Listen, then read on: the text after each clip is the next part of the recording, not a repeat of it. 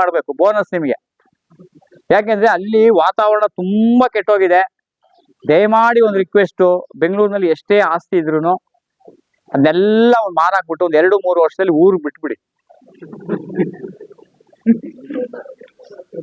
ಈ ಕರೋನಾ ಬರಕ್ ಮೊದಲು ನಾನು ಹೇಳಿದ್ದೆ, ಅಲ್ಲಿ ಒಂದು ಸಾಯಿ ಅಪಾರ್ಟ್ಮೆಂಟ್ ಅಂತ ಇದೆ, ಅಲ್ಲಿ ಹೋಗಿ ಒಂದು ಕ್ಲಾಸ್ ಮಾಡೋಕೆ ಹೇಳಿದೆ, ಇನ್ನು ಒಂದು 4-5 ವರ್ಷದಲ್ಲಿ ಬೆಂಗಳೂರಿನ ಜನ ಹೇಳದೆ ಕೇಳದೆ ಊರು ಬಿಡ್ತಾರೆ ಅಂತ ಹೇಳಿದ್ದೆ.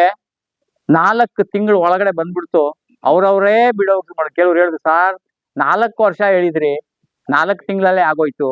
ಇನ್ನು ಮುಂದೆ ಬೆಂಗಳೂರು ನಗರ ಮನುಷ್ಯರು ವಾಸ ಮಾಡ್ಲಿಕ್ಕೆ ಯೋಗ್ಯವಾದ ಸ್ಥಳ ಅಲ್ಲ ಅಂತ ಸರ್ಕಾರ ಡಿಕ್ಲೇರ್ ಮಾಡುತ್ತೆ. ಆವಾಗ ನಿಮ್ಮ ಫ್ಲಾಟ್ಗೂ ಮನೆಗೂ ರೇಟ್ ಕಮ್ಮಿ ಇರುತ್ತೆ, ಈಗಲೇ ರೇಟ್ ಜಾಸ್ತಿ ಇರುತ್ತೆ. ಕೊಟ್ಬಿಟ್ಟು ಬಂದು ಹೊರಗಡೆ 1 ಎಕರೆ 2 ಎಕರೆ ತಗೊಂಡು ರಾಜರ ತರ ಇರ ಮಕ್ಕಳು, ಅವರು ಮೋಜು ಮಸ್ತಿ ಮಾಡ್ಕೊಂಡು ಬರ್ಲಿ ಸ್ವಲ್ಪ ದಿನ, ಆಮೇಲೆ ಬರ್ತಾರೆ ನೀವಿರೋ ಜಾಗಕ್ಕೆ. ಅಲ್ಲಿ ಬಂದಾಗ ಇವತ್ತೆಲ್ಲ ನಾಳೆ ನಾವೆಲ್ಲರೂ ಒಂದಿನ ಸ್ವರ್ಗಸ್ಥರಾಗಿ ಆಗ್ತೀವಿ.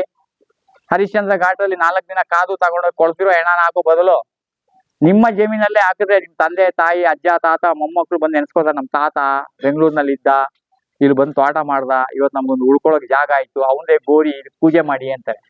ಹರಿಶ್ಚಂದ್ರ ಘಾಟಲ್ಲಿ ಹಾಕಿದ್ರೆ ಯಾರು ಪೂಜೆ ಮಾಡ್ತಾರೆ? ಕಿತ್ಬಿಟ್ಟು ಇನ್ನೊಬ್ಬಂದು ಹಾಕಿರ್ತಾರೆ.